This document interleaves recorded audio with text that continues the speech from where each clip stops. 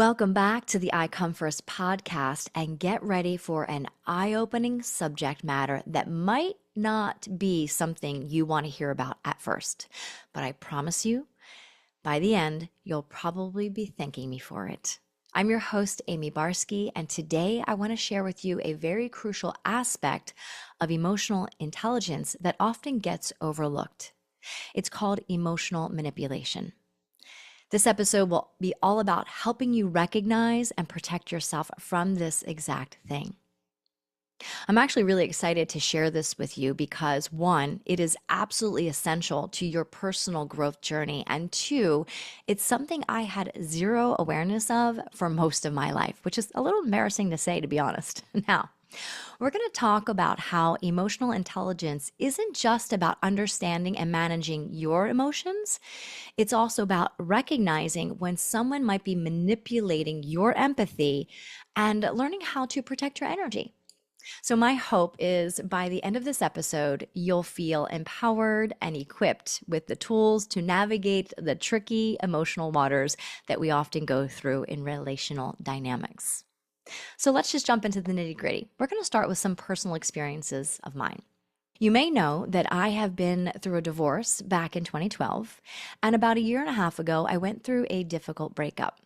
But what you might not know is how those experiences, along with some challenging friendships and family dynamics, have taught me so much about emotional manipulation and the importance of protecting my energy.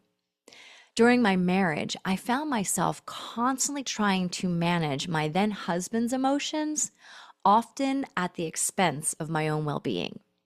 I felt responsible for his happiness, his career frustrations, and even his relationships with others.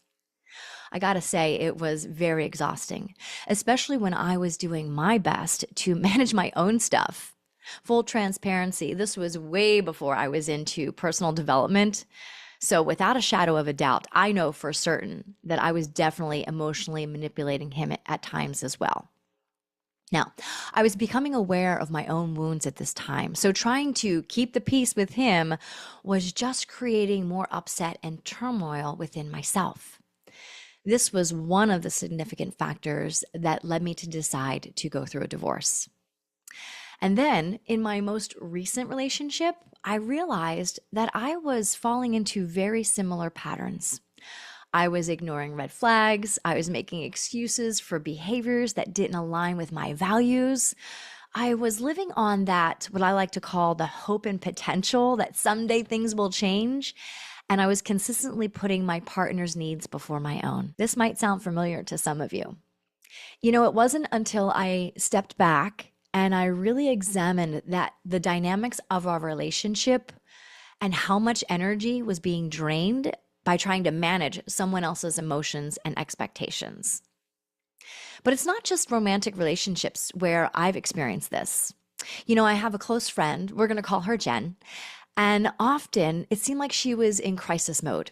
Every time we'd meet for lunch or catch up on the phone, she'd unload all her problems on me. And I spent hours trying to cheer her up and help solve her issues.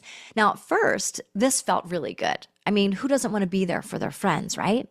But as time went on, I became really frustrated. It felt like a one-way street, and I started to notice this pattern. And I was like, this doesn't feel good.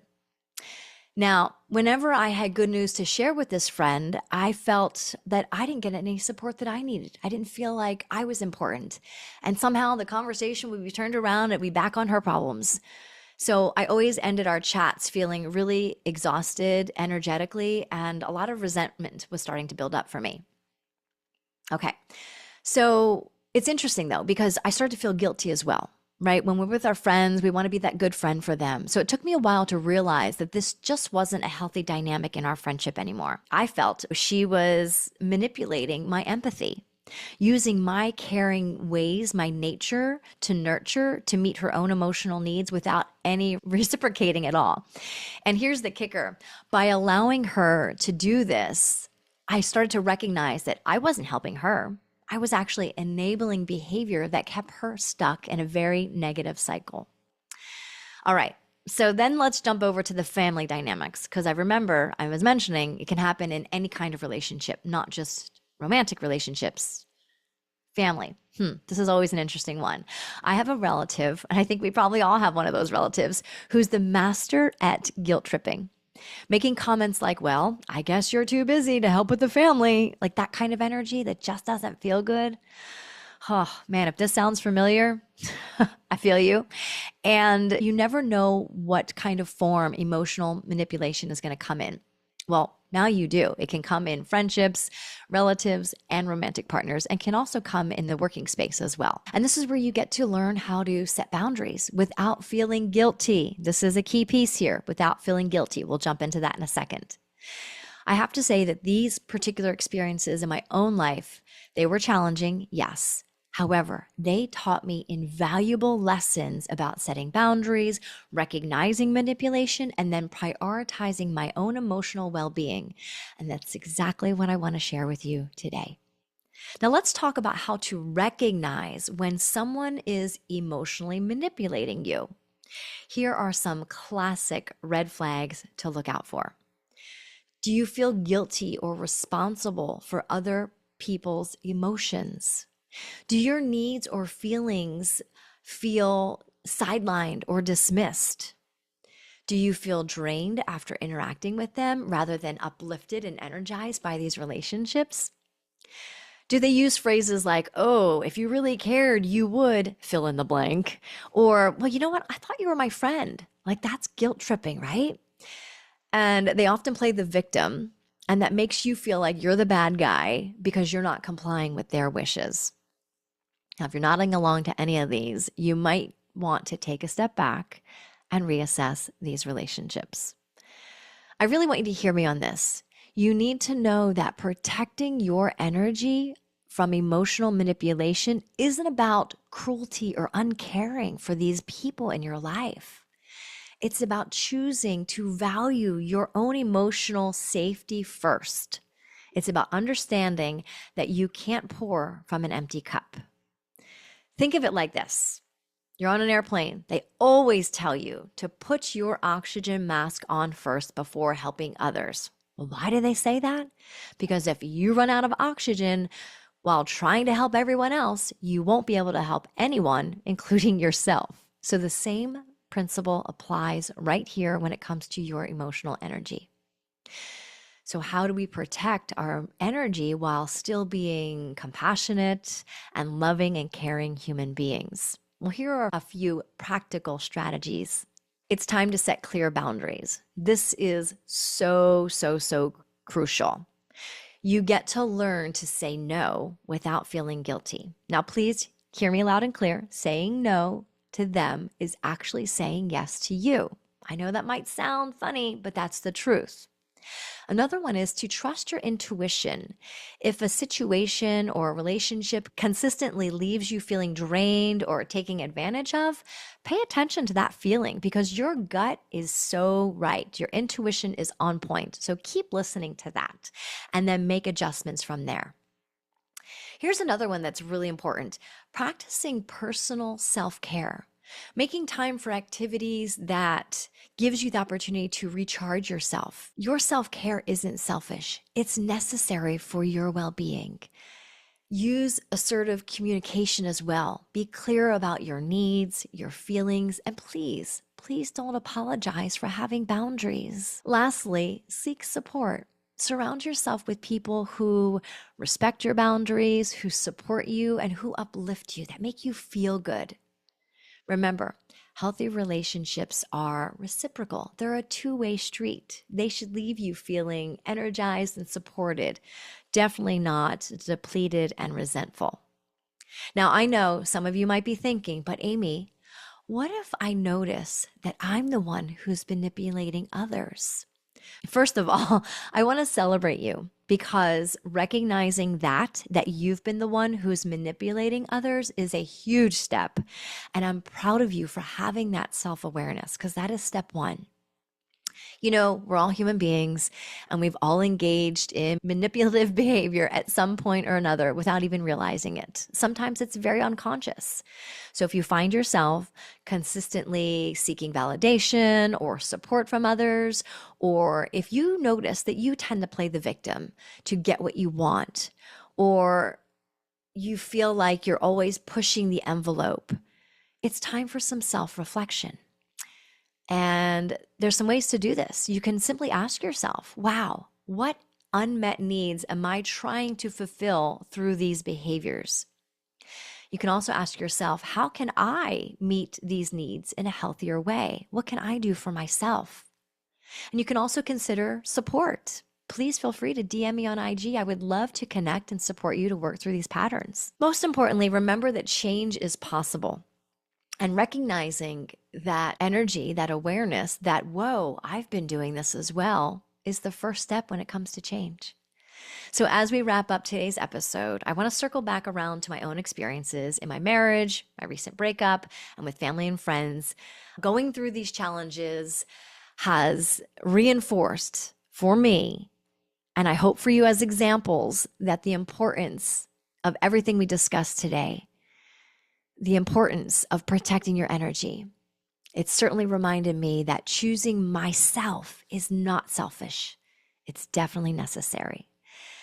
All of these situations, I got to learn, I got to recognize when my empathy was being manipulated, when I was taking on emotional burdens that weren't even mine to carry in the first place. I got to practice setting boundaries, even when it was so uncomfortable at times.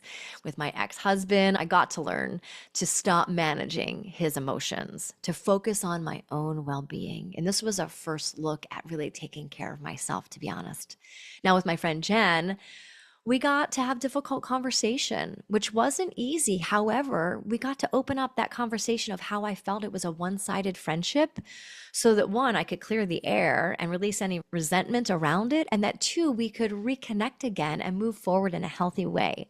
And so I feel like that friendship is very much in a thriving situation right now. It feels really good to connect with this person. So I'm really happy that I sat with that discomfort and we moved through it. And with that guilt-tripping relative, I had to learn to say no. Just say no without feeling bad about it. Now, these lessons weren't always easy to learn, but they were so transformative. They've allowed me to create healthier relationships, not just with romantic partners, but with my family, my friends, and most importantly, with myself. And I'm hoping this is going to be available for you as well. Trusting yourself and speaking up is so needed, so that you are not abandoning yourself, so that you are not ending up in a resentful situation later on. Remember, choosing to protect your energy and set boundaries isn't about just saying no to others. It's about creating this beautiful, authentic connection that honors and respects your boundaries. When you prioritize your emotional well-being, you're not just taking care of yourself, you're setting an example for others and how you want to be treated. And this is so important. And then you're showing the world that, you know what? Hey, it's okay to put yourself first once in a while. And in doing so, you become such a beautiful beacon of light, a beacon of self-respect and emotional intelligence for others to follow along. You know, we learn by example. So you're setting this example, and it can be so beneficial to everyone involved. So with that being said, my beautiful, beautiful friend, I invite you this week to pay attention to your relationships, to notice, how do you feel after you've been interacting with different people in your life, with your partner, your spouse, your friends, your coworkers?